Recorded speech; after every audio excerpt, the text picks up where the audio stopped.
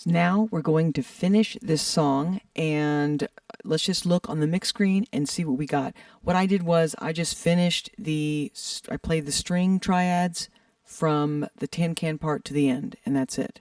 So, looking left to right, and again, we talk about the system, about putting your tracks in the same place in every session. Click far left. You don't have to do my system. Mine is click on the far left, then drums, then percussion, then bass, then guitars, then keyboards and synths, then vocals, then effects, then the master fader.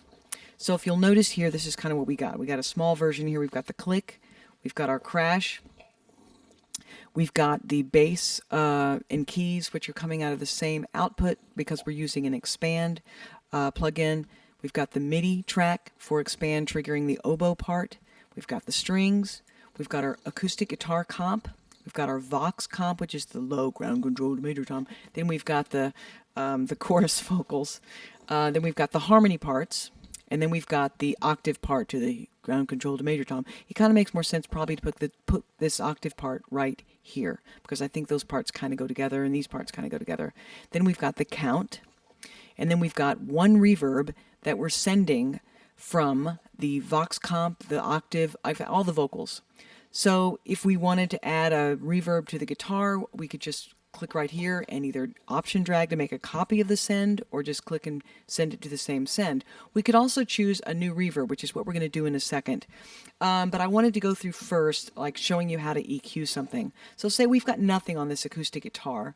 So we're going to, what I usually do when I'm EQing something is not have the dog playing with me, is I'll solo whatever track I'm working on.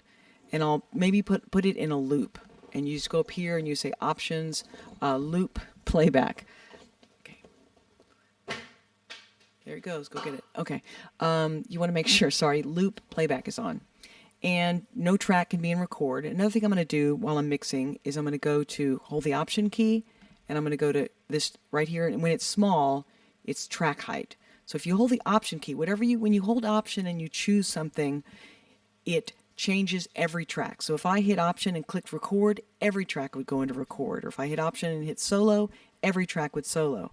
So I'm holding option because I want all tracks to go to, I'll do it from the small one so it's more obvious here. Track height, hold the option key, medium. Now watch. So every single track on our song is medium size now. So now we can go through and say, okay, what's this? All right, this is the bass. And this is the oboes, and this is the strings, because we've clearly named our tracks. And then I would go through and I'd start mixing. And let's give it a listen. Oh yeah, I was going to go through EQing guitar, so which is part of mixing. So I'm going to double click this to put it in. I'm selecting the beginning and the end, and it's going to loop. So, and I'm going to solo that. And I've panned it to the right. Okay, so we're going to choose an EQ up here. We're going to go EQ. I have a bunch of them. Ignore those. The one you probably have is this 7-band EQ. So,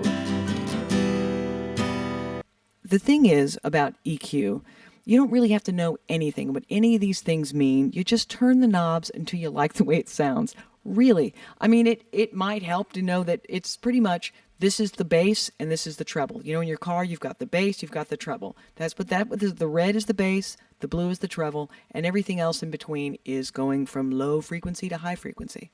So, so the frequency is I guess the pitch of the sound. It's kind of like a kick drum is got low frequency, whereas an acoustic guitar would be more probably closer to these highs. So when we listen to this guitar, do we want it to have less low, more high? So I just kind of would listen to it and go, what does it need? So technical. So I'm bringing up 2K. And another secret to EQing is that you can turn up something really, really high so you can find out what you don't like. So it's kind of like you turn up something really high to find out, oh, that really, really sucks. Now I know I want less of that. It'll make sense. Here a minute. I'll change the frequency. So I kind of like that. It's obviously a little bit much. So I'm kind of boosting those highs. And then let me see what the lows are doing. I'm just going to bring them up and go, well, that's not that drastic different. Let me change the frequency.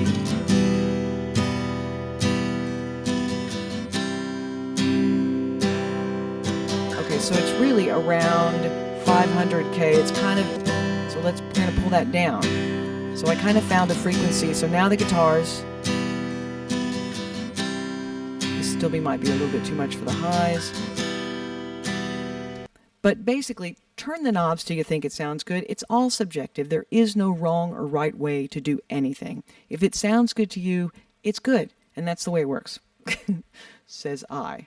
So we've got our guitars EQ'd. And so the deal is the difference between an insert, like inserting an EQ, and sending a reverb is there's no reason that every single one of these tracks should have its own reverb. It would take up a whole lot of processing power. And if you have the processing power, and if you want, sometimes you want a different reverb. So like, let's say for this count part, we want to put a delay. So we're going to make a new, and this is where it's a stereo aux input. And we're going to say create. First thing I'm going to do, I'm going to name it delay. All right. So the first one we used was the reverb bus station. The next one, we need to choose the input of this track. So the input of this track is, it's got to be a bus because we have to put the count part on the bus. So we know we need this input to be a bus because a bus is coming in. So we have to tell the channel, hey, a bus is coming in here, so you better choose a bus input. So it's already automatically named delay. But basically, again, this is bus 1 and 2, this is bus 3 and 4, and this is bus 5 and 6. So right here, if I choose delay, it's the same exact thing like I've said before, as back in the old days we had a console, and we have to write, this is the kick drum, this is the snare drum, and we write kick, snare. So we wrote down labels on the console.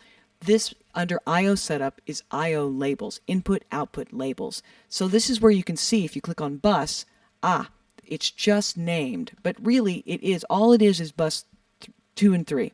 So we can, and again, we can rename that if we want to make that the bus station, just to be consistent. So now you can see over here, I say, okay. Now our input is the delay bus station. So if we want the count part to have a delay on it, we're going to send it, we're going to put it on the bus. What bus are we putting on it? We're putting on the bus that's going to the delay bus station. We already have it on the bus going to the reverb station. They can go as many stations as you want. Actually, I think it's 8 or 12. Anyway, this is so then when you immediately choose a send, a fader pops up, which is the send level. How much of this count part do I want to send to the delay? So we don't know yet. We haven't chosen the delay sound. So let's do that. We're going to we're on the delay track right here. And we're going to scroll up to the top for its insert. This is where we choose what is the delay we want to use. All right, so delay, and again, I'm going to have more than you guys, and let's just choose this mod delay 3 because I know you guys have that one. So there's the delay, and you'll notice that there are presets.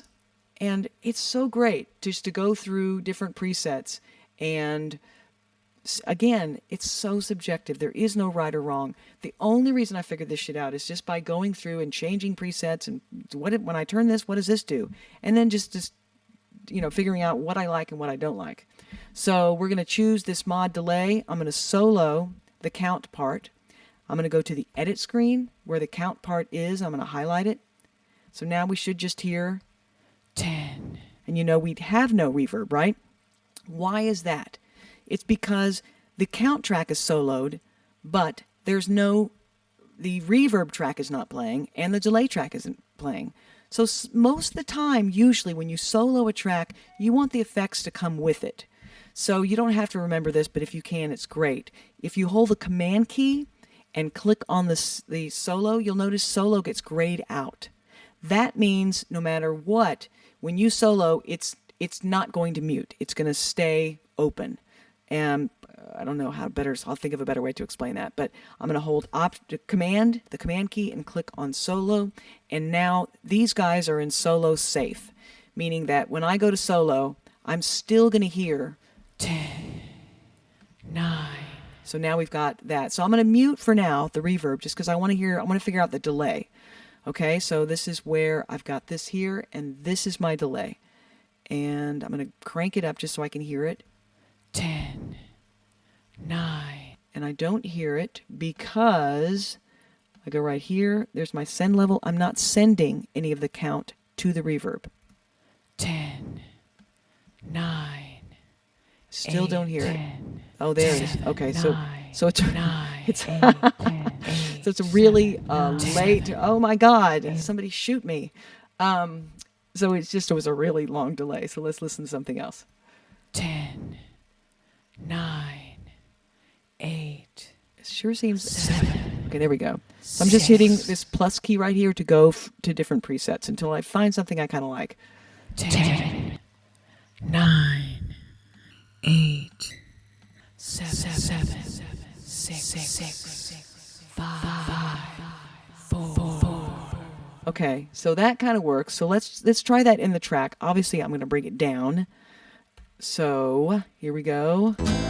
Take your protein pills and put your helmet on.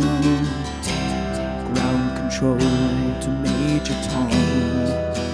7, 6.